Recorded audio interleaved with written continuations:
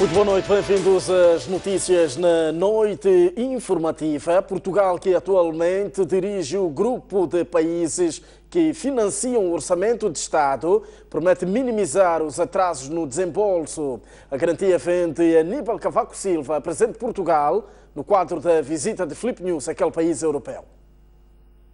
A intenção foi manifestada pelo estadista português Aníbal Cavaco Silva em declarações conjuntas à imprensa no Palácio de Belém, depois do encontro que manteve com o presidente da República de Moçambique, Filipe Nunes, no quadro da visita do Estado que efetua desde quarta-feira a Portugal. Portugal assumiu recentemente a presidência do G19, um conjunto de países que fornece apoio programático ao orçamento de Moçambique. E nessa posição procurará Portugal, em primeiro lugar, ir ao encontro das prioridades definidas pelo governo de Moçambique, visando o desenvolvimento social de todo o território. Por outro lado, procuraremos mobilizar os países que fazem parte desse grupo de apoio programático para que eles acompanhem de perto a execução dos programas, tenham a possibilidade de observar a eficiência com que os recursos são utilizados.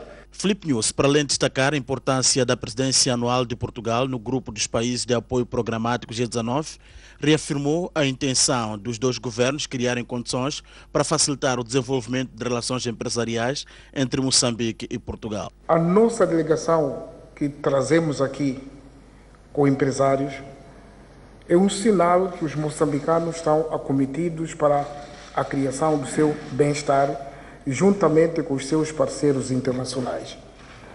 A mensagem que eles levam é de procurar sinergias, mais parcerias para poder capacitar a sua atividade. A prioridade que nós temos é, de fato, o empresariado moçambicano, sim senhor, mas sabemos que Moçambique não é uma ilha e não há nenhuma economia que se desenvolve sozinha. Precisa de força. As medidas que nós estamos a tomar para facilitar o desenvolvimento das empresas é, primeiro, a própria legislação. A legislação tem que facilitar negócios. Antes do Palácio de Belém, residência oficial do presidente português, Filipe Nunes esteve no Mosteiro dos Gerônimos para prestar homenagem a figuras históricas de Portugal. O estadista moçambicano depositou uma coroa de flores no túmulo onde jazem os restos mortais de Luís Vaz de Camões, considerado o pai da língua portuguesa e poeta-amor daquele país e não só. Ainda em Portugal, a Câmara Municipal de Lisboa atribuiu as chaves da cidade ao chefe de Estado, Filipe Nunes. O presidente da Câmara de Lisboa, Fernando Medina, foi quem procedeu à entrega de chaves da capital portuguesa ao estadista moçambicano, em cerimónia havida esta quinta-feira, na Sala dos Grandes Atos. Senhor Presidente, minhas senhoras e meus senhores, no decurso desta sessão solene de boas-vindas, tenho a honra de entregar a Vossa Excelência a chave da cidade de Lisboa e de lhe formular um convite para assinar o nosso livro de honra. Quero ainda referir que esta cerimónia se concluirá com a audição do Fado, a Canção de Lisboa, incluída em novembro de 2011 na lista do Património Mundial da Unesco. Este gesto da entrega da chave tem um significado muito claro. Lisboa é, a partir de hoje, também a sua casa. Seja bem-vindo a Lisboa, Sr. Presidente.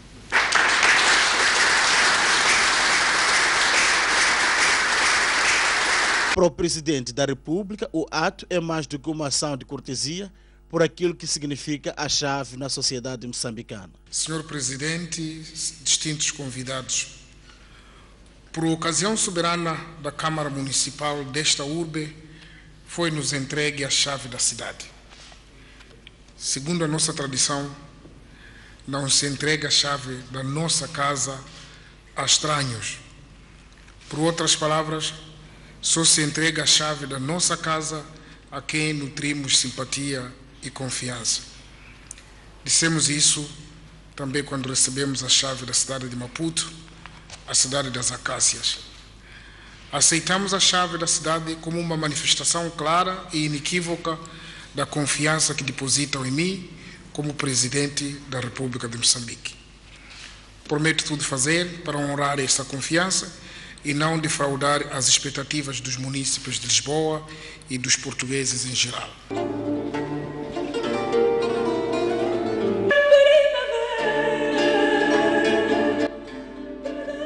Atividades culturais com o fado a vincar a cultura portuguesa abrilhantaram o evento.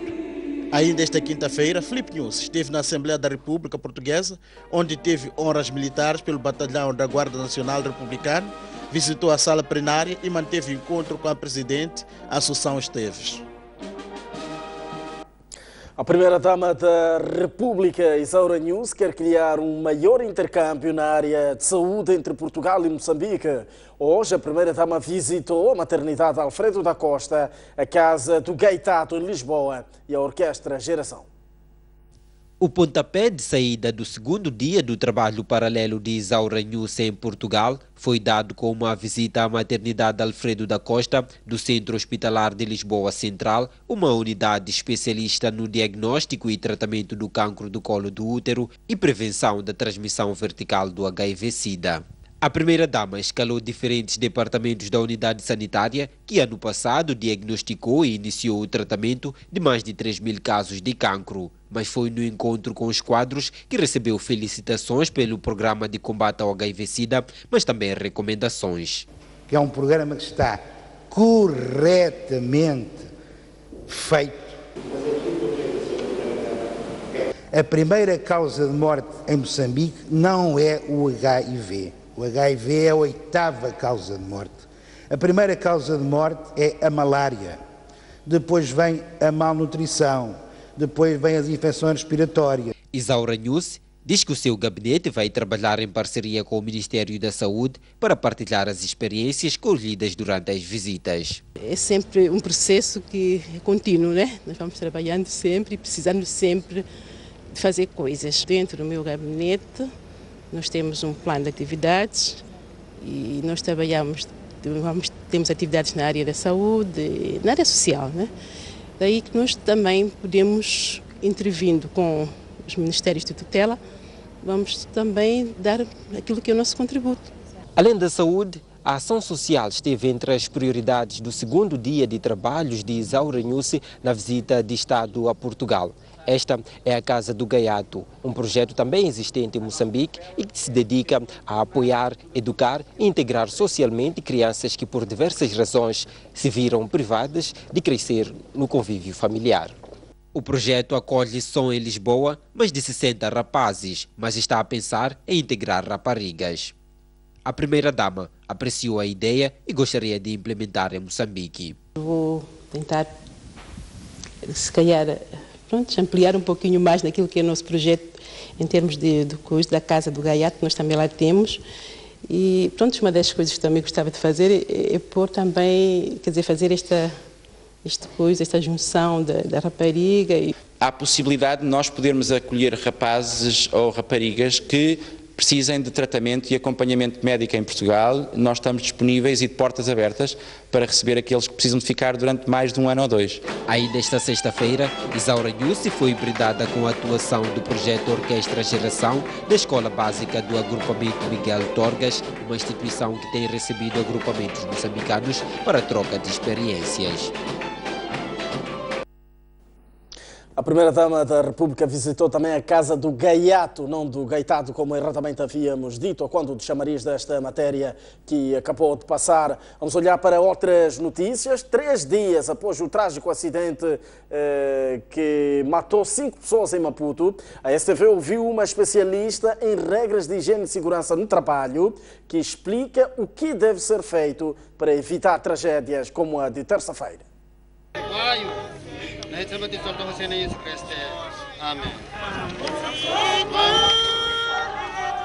Este foi o momento em que Narciso Tinga era sepultado, deixando para trás viúva, filhos, familiares, amigos, colegas de trabalho, sonhos, esperanças e tudo mais.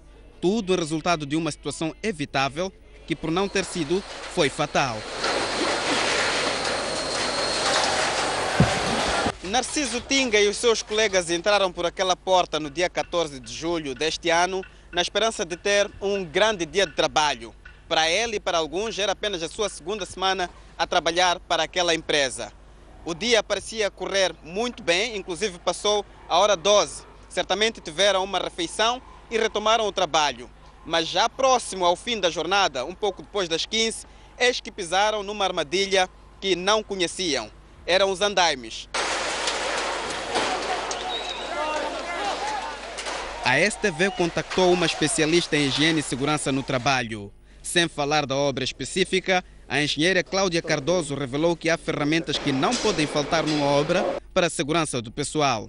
Capacete, luvas, botas, óculos de proteção e cintos de segurança para trabalhos realizados acima dos 2 metros do solo estão entre os equipamentos indispensáveis.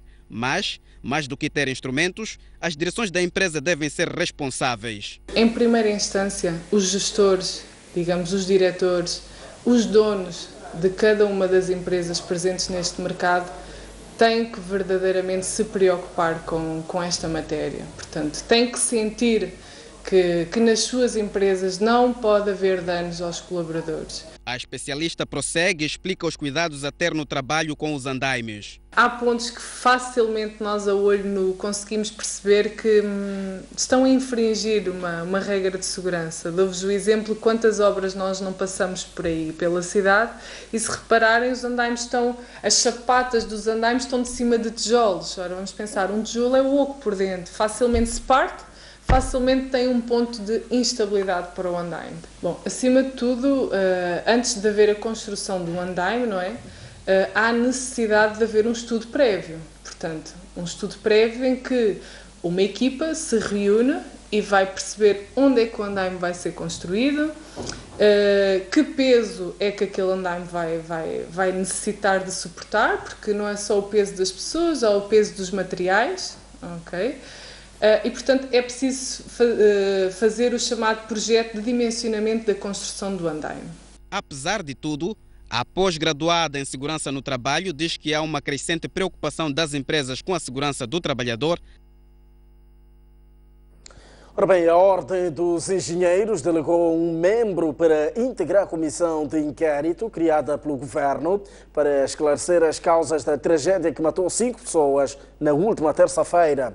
O bastonário diz que, caso o inquérito revele culpa do engenheiro, o profissional poderá ficar sem a carta profissional. Esta sexta-feira, a Ordem dos Engenheiros quebrou o silêncio e revelou que está a acompanhar atentamente os contornos do acidente de trabalho que chocou o país na última semana. O bastonário prometeu medidas duras caso o inquérito em curso conclua que a tragédia resultou de erro por parte de um membro da Ordem. Estando provado que há envolvimento de engenheiros que neste incidente há uma comissão de fato que vai trabalhar no assunto, mas claramente o que diz isto, está claro que isto é uma situação muito grave, que se numa primeira reação minha dizer que pronto, isto envolveram moçambicanos, pessoas que perderam a vida, a Ordem tem por obrigação a atribuir o título de engenheiro e também retirar o título de engenheiro. Numa primeira fase, claramente, está provado que há colegas engenheiros envolvidos nessa situação. Portanto, podemos chegar ao extremo, digamos, de retirar o título de engenheiro. Augusto de Souza mostrou-se igualmente preocupado com o número de cidadãos que exercem a engenharia de forma ilegal em Moçambique. As universidades públicas e privadas lançam por ano pelo menos 300 licenciados em diversas especialidades. Isto significa que só nos últimos 5 anos o país não formou abaixo de 1.500 engenheiros. Contudo, dados da Ordem dos Engenheiros revelam que nos 40 anos da história do país estão inscritos apenas 1.848 engenheiros, incluindo estrangeiros. Deste universo, 438 são engenheiros civis, o que levanta dúvidas sobre a competência de quem está a construir as diversas obras em curso no país. Tentamos que há muito mais colegas que estão a exercer e que não estão inscritos. Agora, quem é que tem a obrigação de fazer esta verificação? Portanto, são as entidades governamentais, neste caso o Ministério do Trabalho, as próprias empresas. Aliás, nas admissões tinha que ser como requisito ser membro da Ordem. Ou seja, nos contratos de trabalho, vou dar exemplo para estrangeiros, também tem que estar registrados. Portanto, seria uma obrigação, uma condição obrigatória que, se é engenheiro, tem que ter no processo a inscrição da ordem dos engenheiros para ter o contrato de livramento válido. As empresas, ao demitir engenheiros, também tinha que ser como obrigação ter esta condição cumprida para que eles sejam demitidos como engenheiros. A ordem entende que a legalização da situação dos engenheiros poderá permitir maior controle e intercâmbio entre os profissionais, o que se vai refletir na qualidade das obras, incluindo no que toca à redução do índice de sinistralidade laboral. Os muçulmanos celebraram hoje o fim do Ramadão. Por ocasião da data, a comunidade muçulmana pede uma maior intervenção parte do governo na manutenção da ordem e segurança públicas. O antigo estádio 25 de setembro, na cidade de Nampula, foi pequeno para acolher os cerca de 25 mil crentes que acorreram àquele local para celebrar o Eid al-Fitr, festa religiosa que marca o fim de um mês de sacrifício de jejum. Em mensagem apresentada por ocasião da efeméride, os muçulmanos exprimiram o desejo de ver alterada a situação de insegurança que se vive no país e pediram a intervenção efetiva do governo. Medo não dá felicidade. Segurança é a coisa mais importante do que a saúde. Vamos procurar a segurança, meus irmãos, evitando toda maneira de evitarmos esses problemas que estamos a viver. Nós somos muçulmanos, somos pessoas de imã, requer procurarmos a segurança. Temos o governo que redobre os esforços no sentido de apertar esta parte que é a segurança, porque sem segurança uma sociedade praticamente fica em desordem e a segurança vem acompanhada com a paz e nós estamos a ver hoje que aquelas pessoas que podiam ser a segurança, que podiam garantir a segurança, são essas pessoas que muitas das vezes estão metidas em atos criminais. Cada dia que passa são pessoas a serem assaltadas nas suas casas, são pessoas a serem tiradas das suas vidas, são pessoas a serem sequestradas. Isto tudo indica a falta de segurança. O governador da província de Nampula, Vítor Borges, presente nas celebrações do Eid, considerou como legítimo o desejo de segurança apresentado pela comunidade muçulmana, acrescentando ser também uma preocupação do governo. Nas mensagens que proferiram o desejo de segurança que foi aqui expresso, nós também como governo nos preocupamos por isso. O que nós também queremos é o bem-estar da população, das comunidades, o progresso, e é a mesma coisa que esta comunidade persegue, então estamos juntos com a comunidade muçulmana. Devido à enchente que se fez sentir, todas as estradas que ligam ao antigo estádio municipal, onde tradicionalmente se realizam estes eventos, ficaram na manhã desta sexta-feira praticamente intransitáveis durante o decurso da cerimónia. Por ocasião do fim do jejum, o Presidente da República saúda todos os muçulmanos de todo o mundo e de forma especial aos moçambicanos no país inteiro e na diáspora. Filipe News enaltece a devoção, perdão e bênção, abundante neste caso, e compaixão infinita demonstrada pelos muçulmanos durante o mês sagrado do Ramadã e a contribuição valiosa desta comunidade no processo de construção e consolidação da nação moçambicana. Ora bem, vamos a esta altura acompanhar a notícia que dá conta de que o presidente ou o líder da Renamo, Afonso Dhlakama, pediu esta tarde à comunidade muçulmana moçambicana para contribuir com atos e palavras na construção de um país sólido a nível social, político e econômico. O pedido do presidente de Renamo foi manifestado no distrito do Bus por ocasião da passagem no Eid al-Fitr, uma cerimônia da religião muçulmana que marca o fim de 30 dias de sacrifícios em torno do perdão. Dhlakama pediu a esta comunidade para, nos seus atos de sacrifício e orações, priorizarem pedidos de harmonia e bem-estar da nação moçambicana. Quero acreditar que Deus tenha recebido, ouvido, aceite o sacrifício de muçulmanos, que isto possa também influenciar o sossego, a paz no nosso país, o país cheio de conflitos, o país, portanto, que tem a paz do calar das armas, mas nos corações das senhoras, dos velhos, das crianças não há paz, e que as orações dessa comunidade possam também trazer a paz verdadeira no fundo dos corações. Dhlakama falava no final de uma ação de formação de quadros de base do seu partido no BUS em matérias ligadas à administração pública, pois ainda está convicto que haverá abertura para a partilha de poder ainda este ano. Preparar as pessoas que saibam, que descubram a diferença entre as políticas sectoriais da Frelimo que são aplicadas hoje, que estão a empobrecer o país com relação às políticas do partido da direita, Renamo. A nossa maneira de governar, que é a administração pública, seja técnica, profissional, para qualquer moçambicano que for nomeado para ela, que a confiança baseia-se na técnica profissional. A formação, que durou 3 dias, abordou também temas ligados à história da criação da Renamo, da agricultura e indústria mineira e transformadora. Em 30 anos de existência, a Universidade Pedagógica já graduou mais de 40 mil licenciados em vários cursos. Só nesta sexta-feira, a instituição graduou mais de 1.000, sendo que um deles é uma mulher de 40 anos de idade que deu parto logo de manhã e decidiu ir à cerimônia de graduação. Uma cerimônia que teve tudo para merecer a sua grandeza. São 1.038 estudantes graduados de uma única vez, numa universidade que já formou mais de 40 mil licenciados em 30 anos de existência. Não é ao acaso que o espaço escolhido para esta cerimônia foi o Estado Nacional do Zimpeto, em Maputo.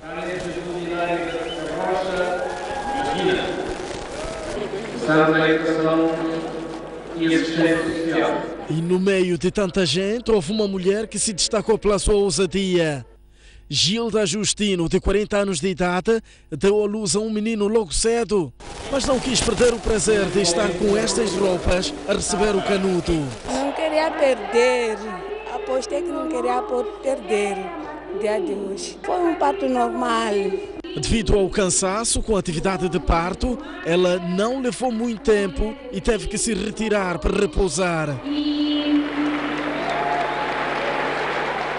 Dos graduados desta sexta-feira, maior número é de Maputo, com 740, e menor número é da província de Manica, com 7. Nós promovemos a igualdade do género, conforme podemos ouvir, a média da participação feminina a nível dos estudantes da UPI é superior à média nacional da participação feminina a nível do ensino superior no país. Enquanto que o ensino superior a nível de todo o país é frequentado por cerca de 34% a 35% de meninas, a nível da UPI, 44% dos estudantes são do sexo feminino.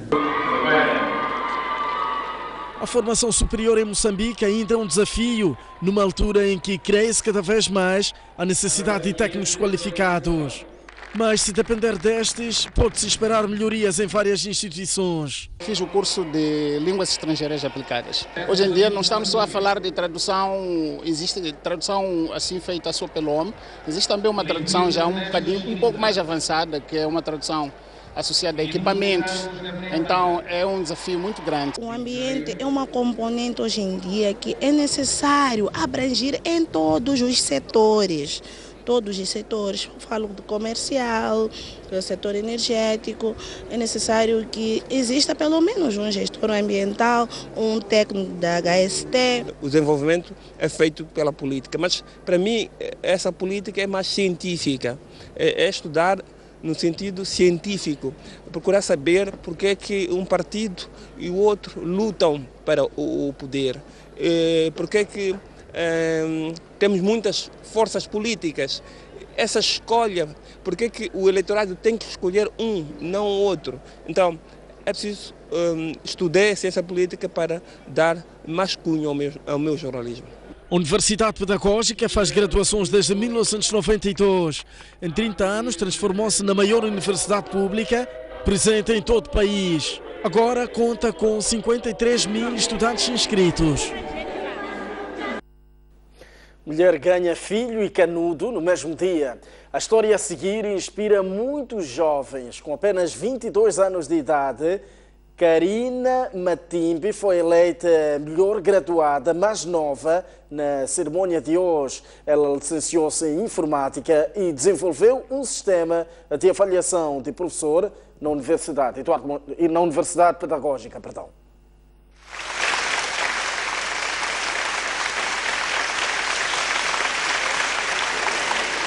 Uma salva de palmas para uma jovem merecedora.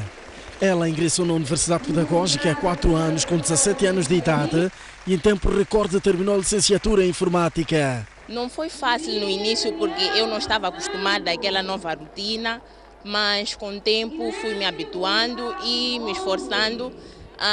Eu nem gostava tanto de informática, aprendi a gostar e sou completamente apaixonada pela área hoje. Ganhou gosto pelo curso e decidiu fazer algo inovador durante o trabalho de defesa do curso. Desenvolveu um sistema de avaliação pedagógica dos professores na Universidade Pedagógica e já está em implementação. O trabalho valeu-lhe 15 valores. Baseia-se praticamente em informatizar aqui os processos que aconteciam manualmente, relativos à avaliação do docente. Então, todos os estudantes deverão acessar o sistema e avaliar os docentes. A informação que levava muito tempo para ser obtida, que são os resultados finais, será obtida em apenas alguns minutos, porque o sistema sozinho já realiza todas as estatísticas e imprime os relatórios. Com o conhecimento comprovado, não tardou o prémio merecido. Karina Benildo Matimbi, 22 anos, 15 valores.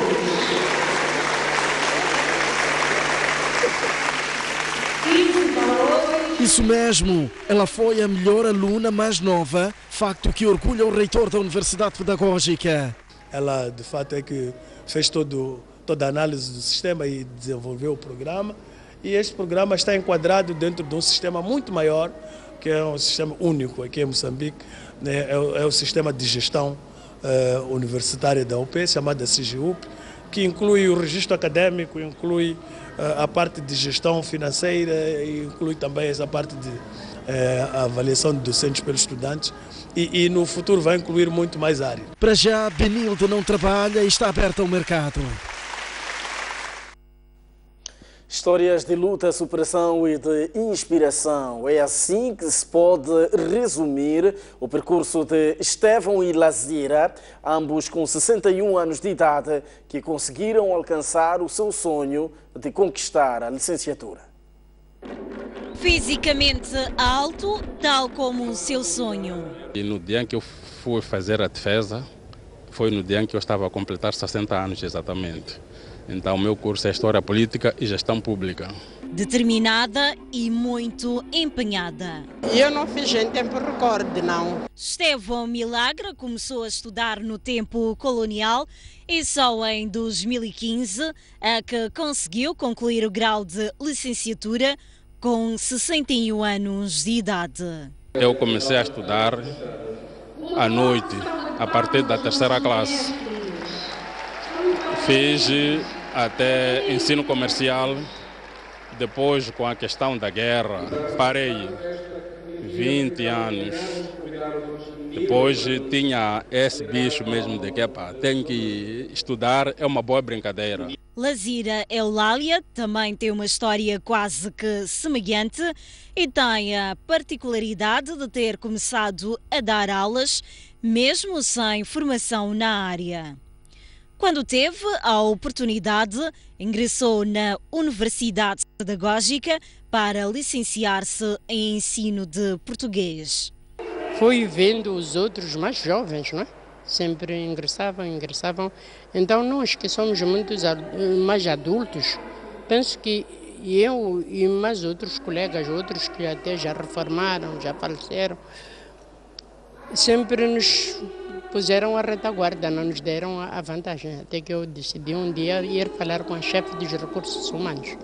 Então ele é que me deu este privilégio de ingressar na universidade. Os dois vovós licenciados partilham outra grande particularidade.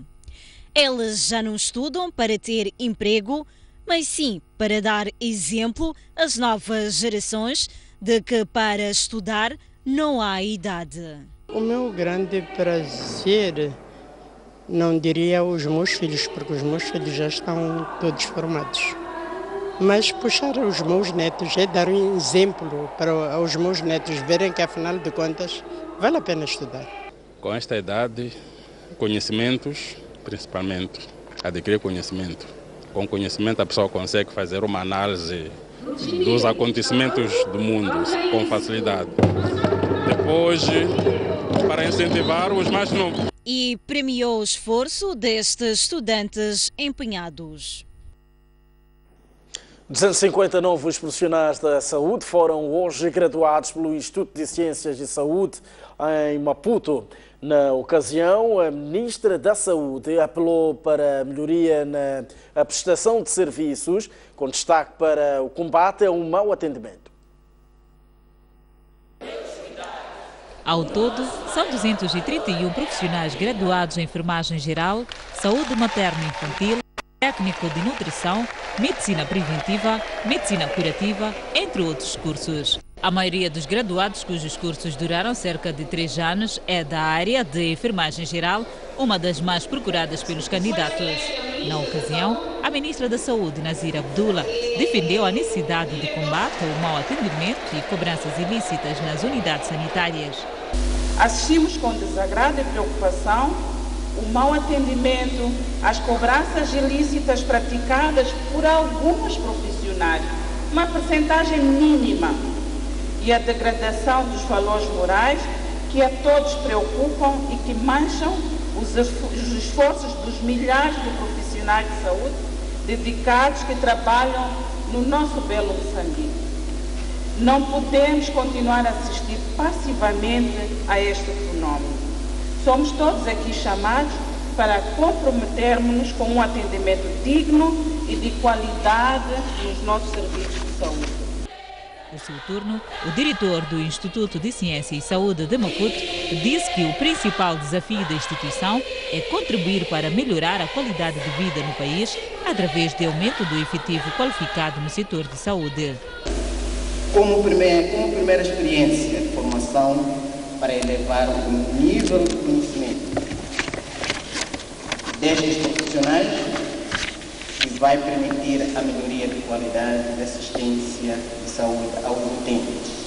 Cabe a vós demonstrarem todo o conhecimento aqui aprendido e pautar pela disciplina, humanismo, dignidade, acima de tudo, respeito pelo ser humano, tendo em conta os princípios éticos e deontológicos que foram transmitidos. A cerimônia contou com a presença de familiares dos graduados e vários dirigentes do setor da saúde. O primeiro-ministro Carlos Agostinho do Rosário apelou aos ministros da Juventude e Desportos da Comunidade dos Países de Língua Portuguesa a trabalhar em conjunto com vista a criar mecanismos para capacitar os jovens a enfrentarem com sucesso os desafios do desenvolvimento na comunidade.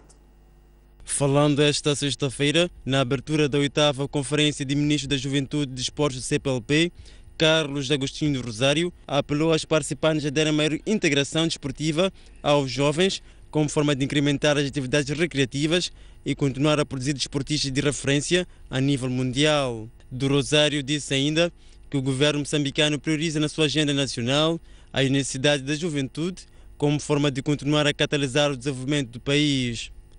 A juventude é a faixa etária mais ativa da sociedade e por isso constitui a verdadeira força motriz do desenvolvimento sustentável dos nossos países e o garante da edificação de qualquer sociedade e nação. Por este fato, a juventude está no centro da nossa agenda nacional. Qualquer povo orgulha-se da sua juventude. Nós, a comunidade dos países da língua portuguesa, orgulhamos-nos pelo facto de a nossa juventude ser trabalhadora e empreendedora, estar pronta para vencer os desafios que o desenvolvimento sustentável da economia social exige. Por sua vez, Alberto Kuntumula, ministro da Juventude e Desportos, disse que o desporto é um catalisador da atividade do homem e que a sua prática também é benéfica para a saúde. Para lembrar só um verso de uma música de Vusi Machacela, que é um grande cantor sul-africano, E ele diz, let's teach the people to give something to the world, not just take it from it. Vamos ajudar o povo, vamos ensinar o povo a dar também algo ao mundo, não simplesmente tirar dele. E é isto que estamos a ver nos nossos jovens. Os nossos jovens estão a ser parte da solução desse problema. E hoje, e o exemplo não é só de Moçambique, mais do que um rol de lamentações, os jovens, nos diálogos permanentes que temos levado a cabo, e tivemos ontem um diálogo entre os ministros aqui presentes e os jovens, revelam uma grande maturidade e um enorme compromisso para com as suas causas mais nobres dos seus países, sempre na perspectiva de verem um futuro mais risonho. A Conferência de Ministros da Juventude e Desportos do CPLP, presidida pelo nosso país, através do Ministro da Juventude e Desportos, Alberto Kutumula, é um evento anual e rotativo ao nível dos países desta comunidade.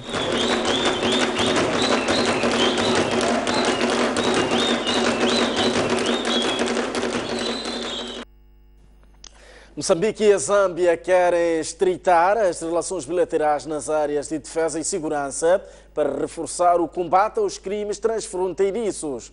A ideia é dos dois países irão se tornar num modelo de cooperação contra crimes como a caça furtiva e tráfico diverso.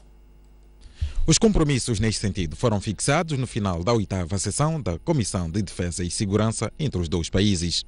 O ministro da Defesa Nacional e o seu homólogo da pasta do interior da Zâmbia dizem ter chegado o momento de unir esforços para que a fronteira comum seja um exemplo do combate à caça furtiva, imigração ilegal e o tráfico de pessoas e bens. Desde tráfico de mercadorias, drogas, seres humanos, tráficos de armas, caças furtivas, entre outros.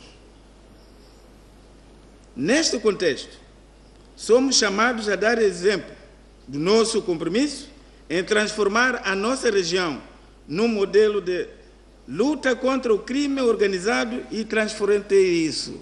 Durante 4 dias, equipes técnicas e oficiais do Exército e da Polícia dos dois países reuniram-se em Belém para acertar as estratégias de ação. Os resultados não foram divulgados à imprensa, contudo, o ministro da Defesa Nacional diz que já há instrumento para que os dois países avancem para outros patamares de cooperação. Ficou clara a vontade de conjugação de sinergias entre os dois Estados, de modo a galvanizar a implementação das deliberações que nos foram acometidas na sessão de Livingstone em 2013, tendo em vista fazer face aos desafios que se impõem aos nossos dois povos e a toda a região da África Austral. A próxima ronda da Comissão de Defesa e Segurança entre Moçambique e a Zâmbia terá lugar em 2016, em Lusaka. Notícias internacionais. O grupo extremista Boko Haram atacou e matou 50 pessoas e feriu mais de 70 num mercado na Nigéria.